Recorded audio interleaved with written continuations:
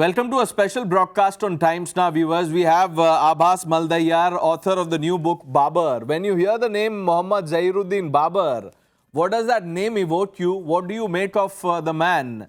This book has tried to put things in context. Aabhas, congratulations first of all on this new book. Why the name Babar the Chessboard King? Thank you, Pranesh. It's a pleasure to be here. And certainly the title is gonna trigger a lot of people because it's called Babar the Chessboard King. Many would be of an opinion that it's trying to make a hero out of Babar. Many would think that perhaps it's vilifying Babar because Chessboard Kings gives you a lot of different kinds of hints. So this title was actually given to Babar by a Muslim historian called Farishta, a 16th century historian. And he was called so because Babar could never consolidate his own territory. He was always moving from a point to other, like he will win Samarkand, then he will get a news that Andizan is getting lost. So he will move there, and by the time he reaches Andizan, he has lost Samarkand again, and so on and on. So he could never have his own territory. But and the people who play the chess would know that if the king is gone, the game is over. So and similarly, for Babar's case too, had he been gone, the empire of his father, whatever existed, would have been over.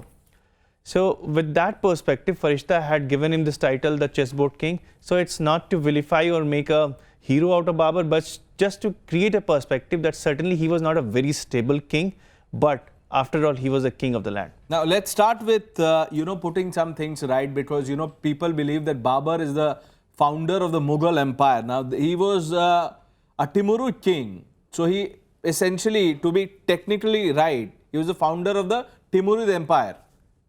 Yeah. So many people say, as we often would read in the textbooks too, that Babar founded an empire called the Mughal Empire, but it's very far from the truth. The empire which established was called Timurid Gurkhania, and there is a very strong reason for it, why I'm making a distinction. The story goes back to the era of Taimur. So Taimur had a dream that I would be made into a caliph. So he wanted to fulfill that dream, and at the same time he also had an aspiration. That aspiration was that he wanted to be the Khan. The Khan is a person who is the leader of the Mongols, who is the main chieftain, like how the Genghis Khan was.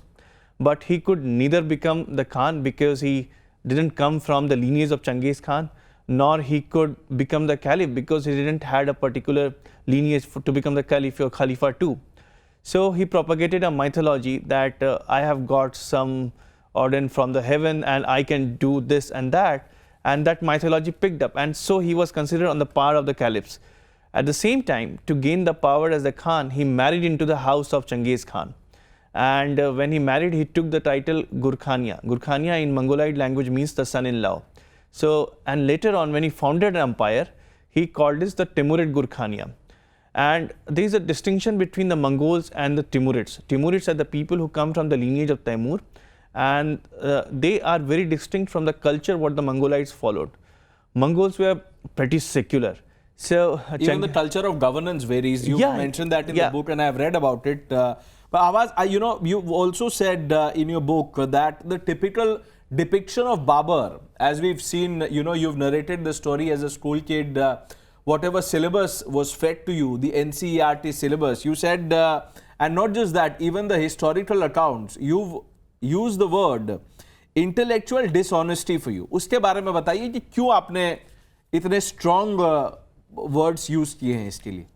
So it was not just Babar, but the moment I began to look history through the primary sources, it all appeared like fallacy. So I have given few instances. Instances about Ashoka. Like we are told that Ashoka became Buddhist after the Kalinga War, but even the apologist or say the person who has praised a lot Ashoka, the Charles Allen in his book, makes a distinction very clear that Ashoka was Buddhist the time he waged war against the Kalingans. So apart from that, when you get to know about the Mughals, so Mughals are generally showed in a light that they were the one who made India what it is like today. They were the first people who tied India into one thread. Earlier, India was never united. Of course, there is a narrative for the Britishers too, but largely for the Mughals, it is said. It's said that Akbar really made all the territories come together, and it was called the Empire of Hindustan. But again, when you look at the sources, you find that the Mughals, or say particularly Akbar, were certainly not ruling all the lands. And India was, or rather Bharat was, united long ago too. Like Chandragupta Maurya had tied land into a larger mass. His land mass was way larger than that of the Mughal Empire. And we forget that. So all these narratives, when fed into you through academia, I see this as a dishonesty, and this I see it as a dishonest.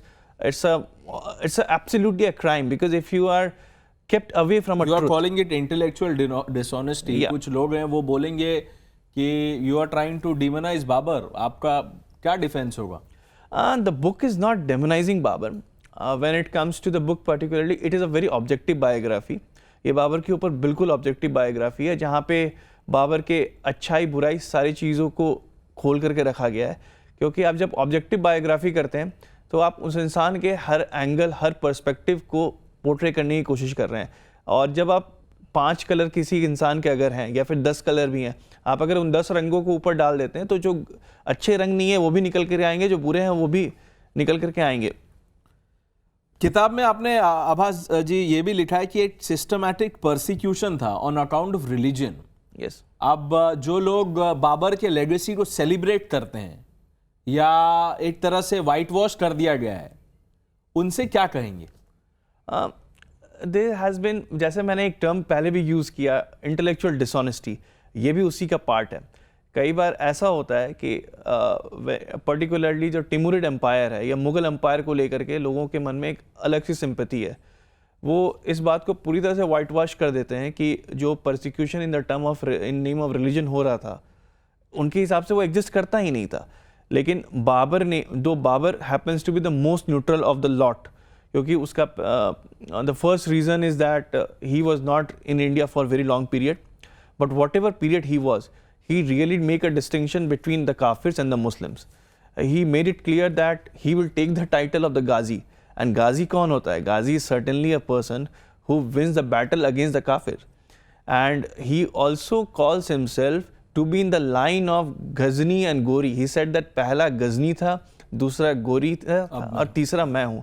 So a person who is making a comparison with Butch chickens or the idol breakers, so there is not much to say about him, that his perspective was very clear, and he followed the footpaths of Taimur, which is very clear in Babar Nama, and he wanted to fulfill the unfinished agenda of Taimur, which was to Islamize the whole world, and it comes from the biographer of Taimur. मैं थोड़ा इसमें मेरे मन में एक सवाल आया था while I was reading the book.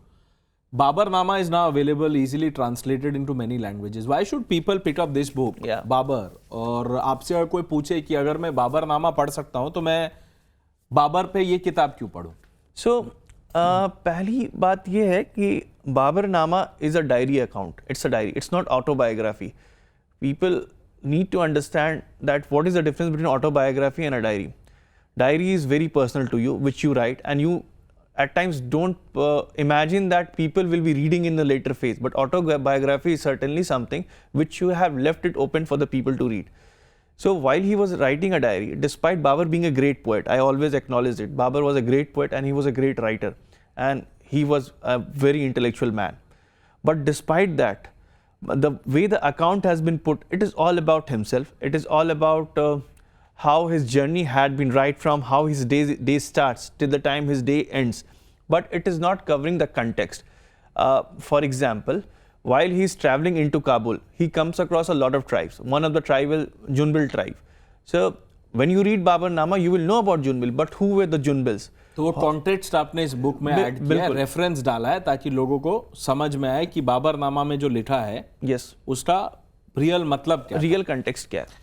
इसमें ब्लडशेड की भी बात, वो तो खैर बहुत हिस्टोरियंस ने, मैं नाम नहीं लेना चाहता हूँ, आपको भी पता है, जो हमारे व्यूअर्स हैं उनको भी पता है, एक तरह से सिस्टमैटिक वाइट वॉश हुआ है persecution. Bloodshed in Delhi, you've written an account, city smelt of decomposing bodies, widespread destruction. Delhi that was founded by Anandpal Tomar was ravaged. Yet हमारे पास अभी भी दिल्ली में ही ऐसे ऐसे रोड के नाम हैं, स्ट्रीट्स के नाम हैं, बिल्डिंग्स हैं, तो why are we celebrating all this in the name of secularism? Secularism तो इसको मैं बिल्कुल नहीं मान सकता हूँ, बिकॉज सेक्युलरिज्म का जो एक्चुअल डेफिनेशन है वो है complete separation of church and state. So वो तो बिल्कुल भी नहीं हो रहा है, because I don't want to get into that, because still Indian state is the one which controls the Hindu temple, so it is certainly not secular by the definition of secularism. और ये सब कुछ इसलिए होता है, it's root goes back to the cultural Marxism और intersectionality की जो लॉज है उनकी. वहाँ पे ऐसा होता है कि जो ऑप्रेस्ड है, जो सेट उन्होंने बना के रखा है, these the people who are oppressed, they will always remain oppressed. So for the Mughal, they want to recognize them as the representatives of the Muslims, or that's the reason why. So whatever you say about the Mughal Empire, it will be seen as a assault against the Muslims, but that's not the case.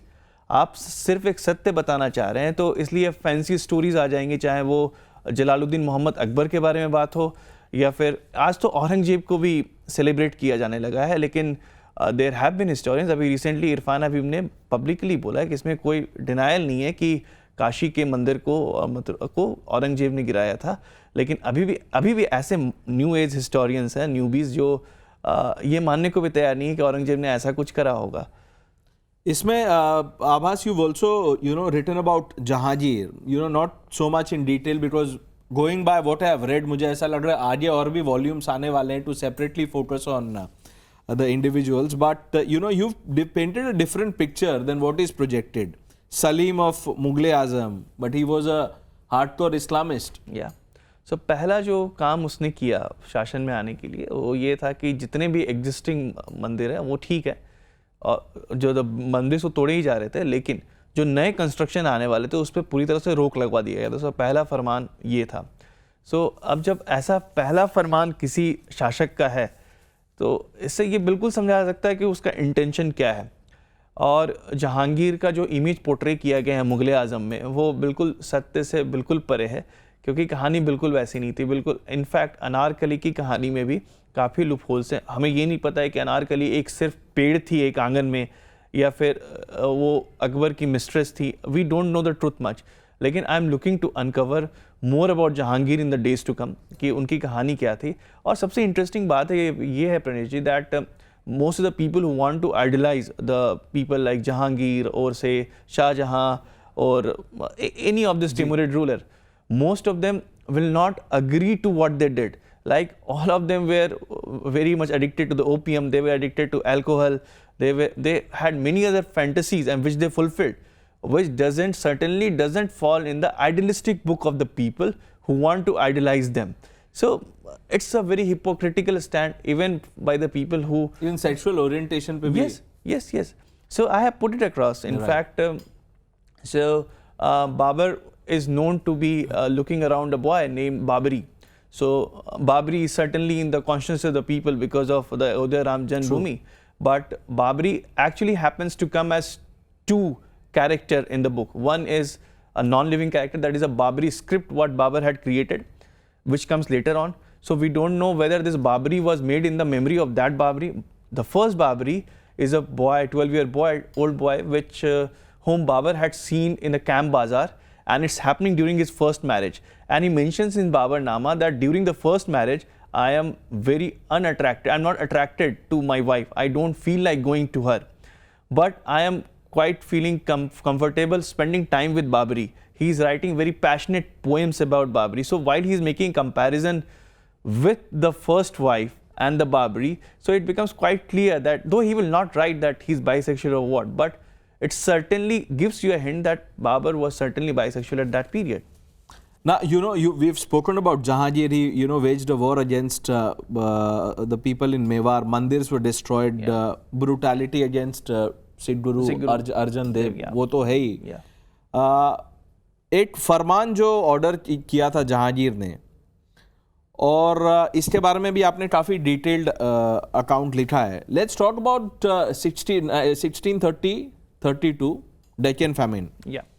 So now, very few people know this, and I was shocked to learn that while 30 lakh people, 3 million is the number that we say Bengal famine ka hai. Yeah. But in 1630-32, the Deccan famine killed more than 8 million people. Almost 8 million. Almost 8 million people. Yet there was an attempt to whitewash all of it completely. Yeah, and I was surprised because I am an architect by profession, and somehow we always looked upon Taj as a great marvel of architecture, which still it is. I have nothing against it as a structure, but the history is quite gory. We'll come to Taj. We'll come to Taj. Yeah. Let's address this point about the famine. Yeah. So the Shah Jahan was having a lot of rebels in the region of Deccan, Malwa, and the Surat, Gujarat, etc. So those rebels, basically the governors, they had joined hands with Adil Shahis, who were the enemies of Shah Jahan. So in order to crush the rebel, he sent out his people, and to crush them, the biggest thing what they would have done is cut down their revenues, because revenue is the most important thing. And what is the source of revenue? Revenue source are the crops. So, and Malwa happened to be one of the richest belt because it gave a revenue of almost 53%, and it was one of the most fertile land. And there was a very disproportionate idea to even take the revenue, because the more the fertile land, more the revenue. So they drew around 53% revenue from Malwa. So when they saw that this is gone, so if it is not gonna belong to us, so it will not belong to you too. So their army destroyed it entirely, and the crops were destroyed. And of course, when the horses go over the earth, the land is not very stable enough to grow the crops. And unfortunately, the rain didn't happen in sufficient quantity, and we saw that a famine hit in 1630 to 31, and that famine killed around 7.4 million people, which is again an official record. And the instances which are mentioned by the travelers like Peter Mundi says that in that famine, the people are eating from the excreta of the dead. The people are selling out their kids to somebody else, so as a slave, so that maybe that even if they become slave, at least they will be alive, they will be taken care of quite well. People were trading the goat meat for the dog meat. So the situation was very pathetic, and Peter Mundi's account is what I recommend everybody to read. And in fact, Lahori, who is a chronicler of the Shah Jahan's biography, he also has given the detail of the famine. So it won't be wrong to say that just like all of us or people hold Winston Churchill responsible for the death of innocents in this artificial famine that he created, you should hold by the same standard Shah Jahan equally responsible. Yeah, certainly, because and in fact I would see Shah Jahan as a more problematic one, because when Winston Churchill did this, it was around 3.5 million. When population was relatively larger, right? We have lost 7.4 million, and the population is relatively smaller. And so, and this is where I come to the hypocrisy too, that even the same set of people had problem with Winston Churchill because he was a capitalist and so on. But here the same people will try to see Shah Jahan in some other imagery. Right. Which is why, I've been wanting to talk to you about this. When people were dying, Shah Jahan was collecting taxes to build what is known as the greatest monument on earth. We are talking about the Taj Mahal. This is going to be a controversial topic. It is, because if you say anything about the Taj Mahal, and if you deviate from the standard line, then you should be ready for brickbats and for all kinds of abuses on social media. In this book, Aabhas ji, you've said that this was built with blood money. Tomb of Mumtaz is not as sacred as people have made it out to be. Yeah, and for me also, remembering my childhood, when we go to Delhi, one important thing would be to go to Agra and click a picture. That time it won't be those camera phones, but it would be a normal camera. But it was a ritual that you have to take a picture there. But when I came to know that while the country is suffering from this famine and almost 7.4 million have died, and exactly in the same period, this man is collecting extensive taxes, and he has spent around 41.8 million, or say 4 crore silver rupiah. Silver rupiah means silver coins, to commission this project which we know as the Taj Mahal. So this reflects you of a lot of things. A, the person didn't care for the people. It breaks the myth that in the rule of the great Mughals, the people were very prosperous. And this actually also is reflected from certain economic data. Like there are examples which are put across using the source like Angus Madison. So I have I'm not saying this Angus Madison's calculation is the best one, but it's very simple. If you bring Angus Madison to bring a case that GDP share of India was 25% when the Mughals were ruling. So I will use same Angus Madison and go back, because in 1500, if GDP share is 25%, 1080 is 28%, in 180 32%. And interestingly, our GDP share got below China for the first time in the rule of the great Akbar, Akbar, Jalaluddin Muhammad Akbar. And at the same time, from 1500 to 1820, GDP per capita growth actually gives you the information that how rich the people are. True, how prosperous the state is. And it was negative, the growth was negative, it's -1. And it happened for a last stretch, 1500 to 1820. So it gives you a hint that people certainly were having a decline in their lifestyle.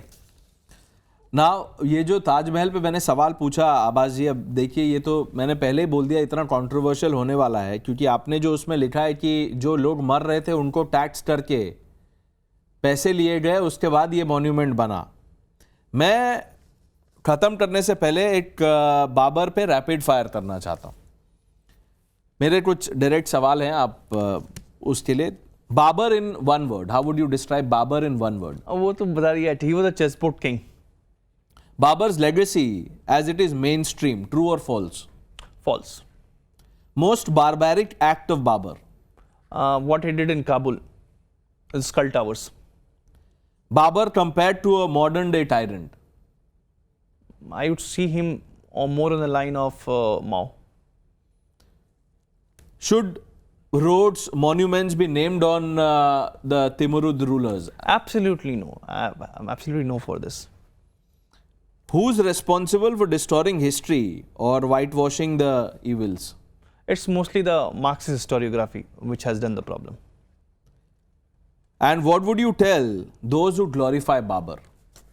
They are hypocrites, because they will not have the same parameter of the people in the modern time if they do it. Thank you, Aabhas ji. I think you've summed up some of the important themes that you've covered in this book. It is out there for people to read. Thank you for coming here, speaking to us and telling us more about this. We wish you all the best. Thank you so much. Thank you, Aabhas ji.